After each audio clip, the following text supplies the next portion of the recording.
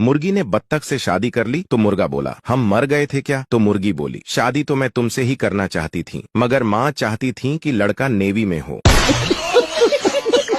विवेक बोला क्या हुआ भाई, तेरे हाथ पैर पे पट्टी क्यों बंधी है? तो विनोद बोला मत पूछो पाजी, पड़ोस में वो चाइनीज रहता है, उसकी बीवी 1 साल में मर गई। तो विवेक बोला फिर क्या हुआ यार? तो विनोद बोला मैंने उस चाइनीज से बोला दुखी मत हो, चाइना का माल था, 1 साल चल गया बहुत है।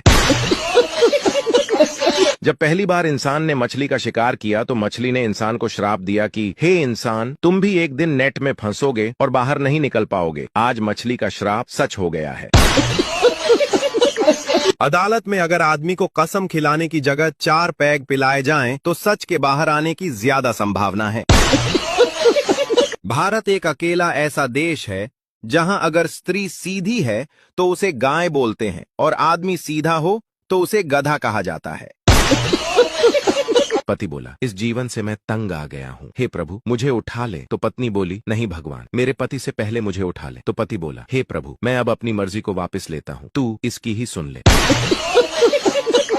पत्नी बोली तुम शराब में बहुत पैसा बर्बाद करते हो, अब बंद करो। तो पति बोला और तुम ब्यूटी पार्लर में 5000 कबाड़ा करके आती हो, उसका क्या? तो पत्नी बोली वो तो मैं तुम्हें सुंदर लगूं इसलिए। तो पति बोला पगली, मैं भी तो इसलिए पीता हूँ कि तू मुझे सुंदर लगे।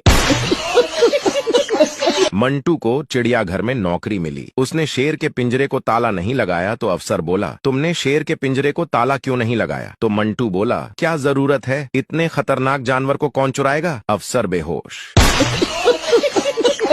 डॉक्टर बोला इंजेक्शन लिखा था क्यों नहीं खरीदा? तो मरीज बोला शनिवार को सुई नहीं खरीदते शनिदेव नाराज हो जाएंगे। तो डॉक्टर बोला खरीद लो वरना यमराज नाराज हो जाएंगे।